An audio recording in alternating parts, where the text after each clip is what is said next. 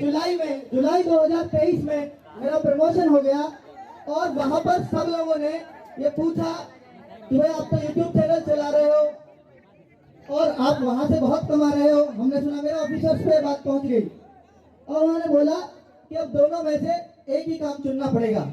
मैंने बोला कि यूट्यूब चैनल मेरे नाम पे नहीं है, मेरी मदर के नाम पे वही चला रही है, क्योंकि मुझे पता था एक दिन अड़ंगा आएगा और वो मदर के नाम पे ही चल रहा है।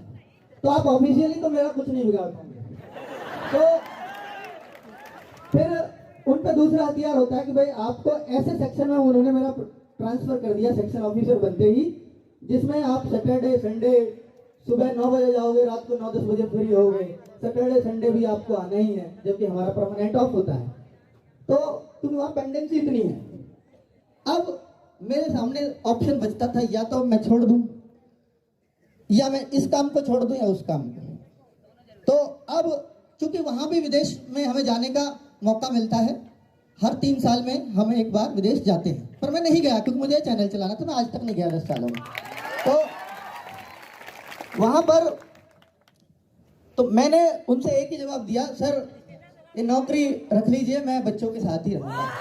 तो 16 नवंबर को रिजाइन लिखो। मैंने उन्हीं के सामने बैठ के 16 नवंबर को इसको रिजाइन दे दिया है। एक महीना का नोटिस पीरियड है, वो 16 दिसंबर तक मुझे वहां जाना पड़ता है कि छोड़ने के बाद आपको कुछ फॉर्मेलिटीज होती है वो पूरी करनी पड़ती है। तो अब तक आपका आधा ही था, अब पूरा हूं। तो अब आप थोड़ा और परिवर्तन आरडब्ल्यू में देखोगे और कुछ, बहुत कुछ आपके लिए करता हुआ इसको पाओगे। और तो 10 साल जॉब भी चल पाई तो सिर्फ आपकी वजह से, छूटी भी तो आपने इतना बढ़ा दिया तो भी आपकी वजह से।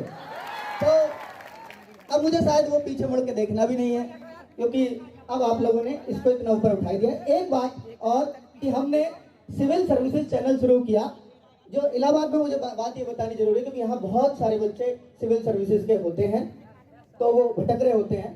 तो मैं आपको यहाँ घोषणा करके जा रहा हूँ कि 2024 का अगर पीसीएस की तैयारी करनी हो तो यूपीएससी के टीचर्स मैंने उसमें रखे हैं, जो मुखर्जी नगर में टॉप की फैकल्टी है। तो आपको वो पूरा बैच फ्री ऑफ कॉस्ट पढ़वाऊंगा मैं, पूरा बैच। ठीक है, चैनल का नाम होगा RWA सिविल सर्विसेज। आरओ और एआरओ का बैच भी हम लाए बहुत सस्ती फीस में। जब 800 में लाए तो बहुत लोगों का प्रेशर आया कि यार 800 रुपए में आप आरओ एआरओ, इतनी बड़ी पोस्ट है, लगता ही 80,000 रुपए तनख्वाह मिलेगी उनको, आप उसको 800 रुपए में बैच बेच रहे हो। ऐसा क्यों? ऐसे तो पूरी मार्केट खराब हो जाएगी। मतलब ये मार्केट थोड़ी है भाई, तो बच्चे हैं, है ना।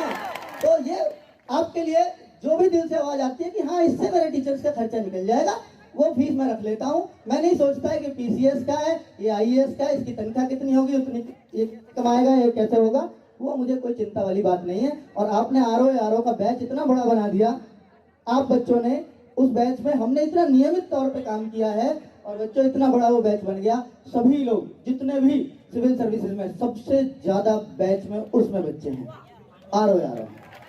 तो ये सिर्फ आपकी बदौलत हो पाता है। जो भी मैं कुछ कर पाता हूँ उसको सफल बनाने का काम सिर्फ आपका है। मेरा मन होता है मैं सच्ची श्रद्धा से बस काम करूँ। तो प्लीज ये, हाँ, अब आपके जो भी क्वेश्चन होंगे, क्वेश्चन हम जरूर लेंगे, पर पहले मैं माइक दे देता हूँ कि मैं वहां बैठ के, और हम सारे टीचर्स भी बैठ के वहां जवाब आपके देते रहेंगे। ठीक है, आप अपने क्वेश्चन जरूर पूछना, आपके बीच माइक पहुंचेगा। यूपी पुलिस के लिए एक